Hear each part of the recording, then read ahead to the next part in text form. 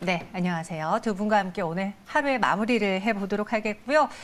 들고 가야 될지 매도해야 될지 고민되는 세 가지 종목들 지금부터 빠르게 살펴보겠습니다. 첫 번째 종목은 신세계 확인해 볼게요.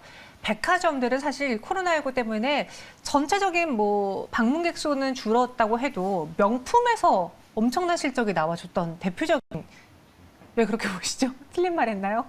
몇 개를 사셨어요? 네, 전 하나도 안 샀어요. 계속 쳐다보시니까 제가 틀린 이야기 했나 해서 또 소심해졌네요. 네, 그런 신세계인데 소비 진작과 리오프닝 기대감이 지금 전체적으로 커지면서 오늘도 리오프닝 주가 좋거든요. 신세계, 그 백화점 종목도 눈여겨봐도 괜찮을지 두 분의 투자 의견 들어보겠습니다. 두 분의 선택은요?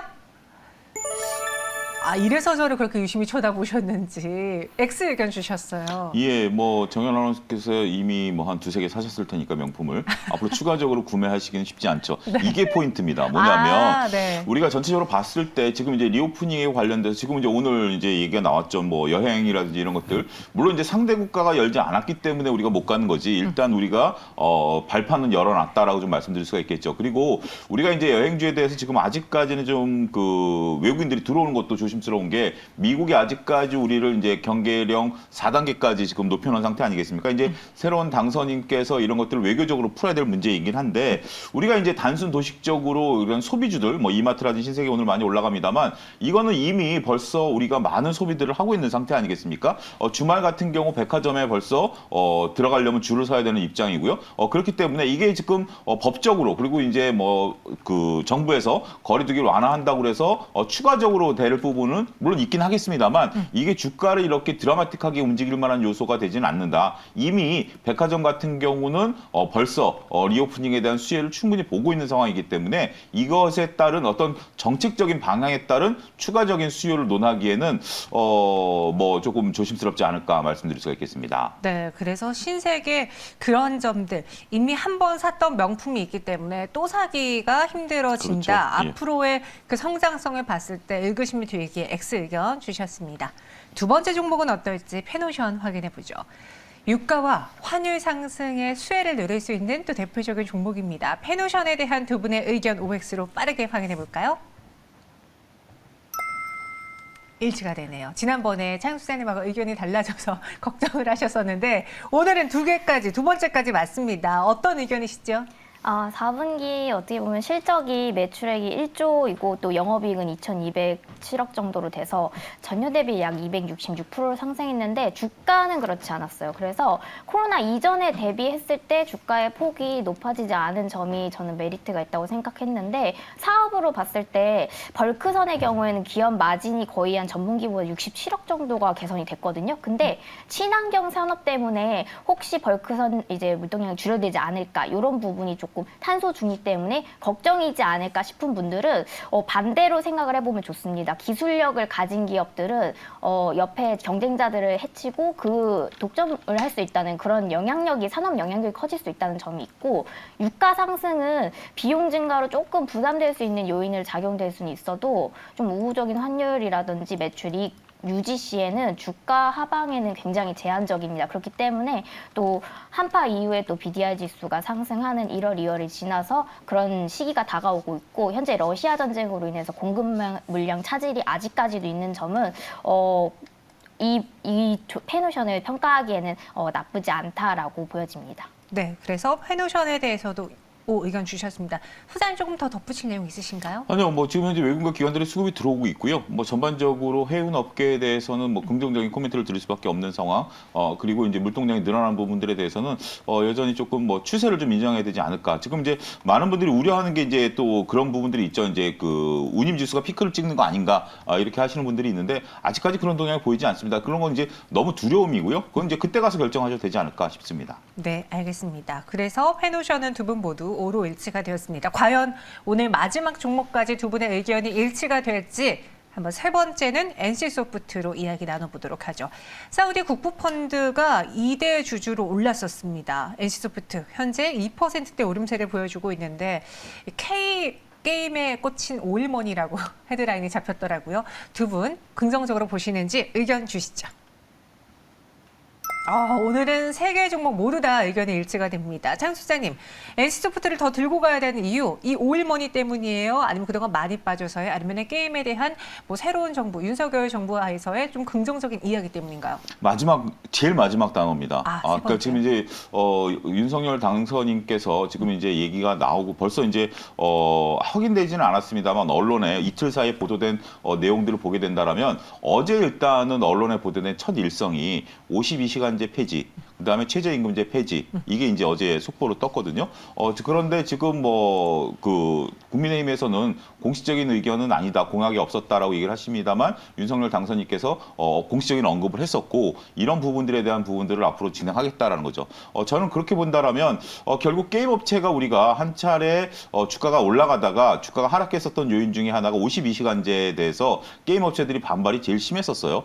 그런데 현 정부, 지금 이제 문재인 정부에서는 그걸 밀어붙였고 52시간제에 따른 인건비 부담으로 주가가 한 차례 이제 하락했었던 적이 있었죠. 하지만 이제 뭐 대통령 당선인이 물론 이제 공약과 정책은 다르긴 하겠습니다만 여전히 윤석열 당선인 같은 경우는 52시간제 폐지, 그다음에 최저임금제 폐지를 밀어붙이겠다라는 어떤 뉘앙스들이 나타나고 있는 상황. 그러니까 지금 제 얘기는 아직까지는 언론에 보도된 내용을 근거로 삼고 있습니다. 그러면 결국 인건비 부담이 가장 큰 게임 업종에서 본다라면 물론 이제 거기에 일하는 사람들의 입장은 뭐 지금은 논할 단계는 아니고요. 어찌됐든 게임즈 입장에서는 비용의 감소를 볼 수 있기 때문에 저는 반등의 빌미를 나타낼 가능성이 높다 말씀드릴 수가 있겠습니다. 네, 그래서 NC소프트 마지막 키워드에 집중하면서 5 의견 주셨습니다. 두 분 모두 오늘 세 가지 종목 일치가 됐으니까 보유하신 분들 매도해야 될까 들고 가야 될까 한번 잘 참고해 보시고요. 마지막으로 두 분이 직접 다음 주를 위해서 고른 다음 주장 미리 보기 종목 키워드 알아보겠습니다.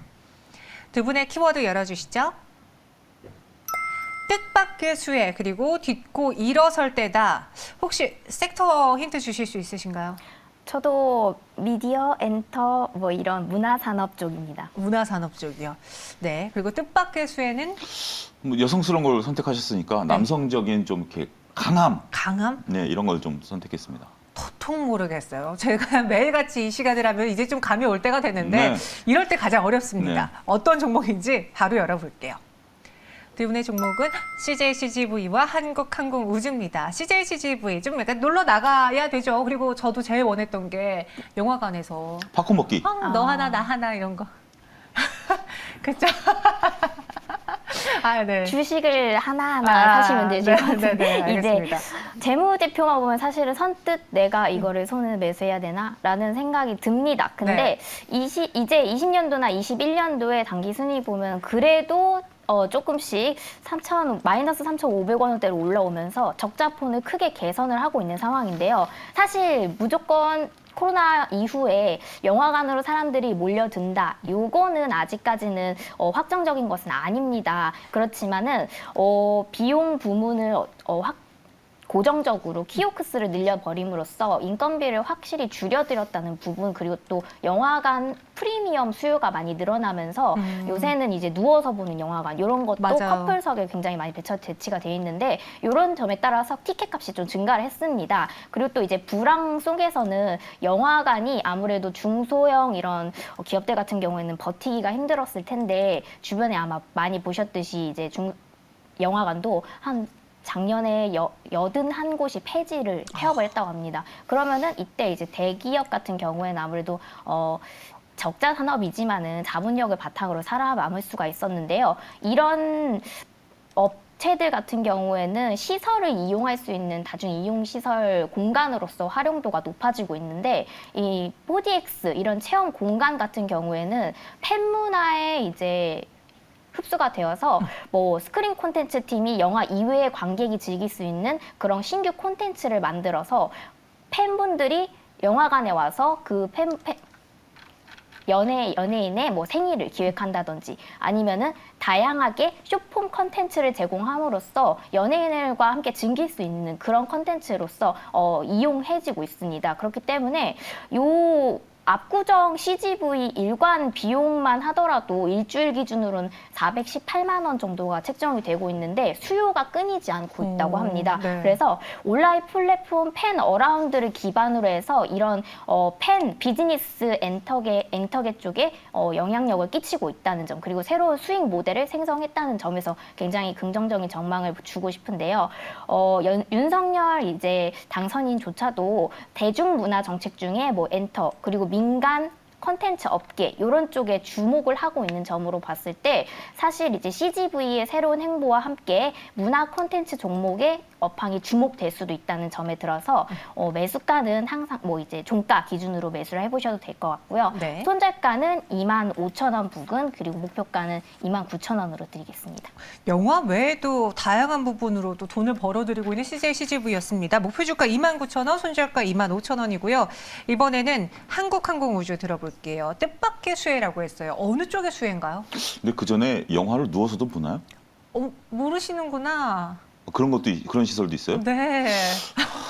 집안에만 눕는 게 아닙니다. 맞아요. 죄송합니다. 저는 소파에만 누워 있었던 사람이라 네. 밖에 나가서 한번 누워봐야 되겠네요. 한번 누워보세요. 예. 네. 일단 뭐 한국항공우주를 두 가지 소식을 좀 말씀을 드리도록 하겠는데요. 일단은 뭐 지금 현재 정부가 40년 넘게 해왔던 입찰 방식을 바꿨습니다. 그러니까 이제 우리가 아무래도 항공우주가 이제 무기를 이제 개발하는데 무기라는 것이 민간이 이제 주도로 개발하긴 합니다만 그 수요는 정부죠. 그러니까 정부가 민간에게 정부가 원하는 무기를 개발해 달라고 그랬을 때 이게 이제 같이 합작해서 했을 때 일단은 뭐 생산 단가가 이제 서로 합의해서 이제 이렇게 만들어지는 거 아니겠습니까?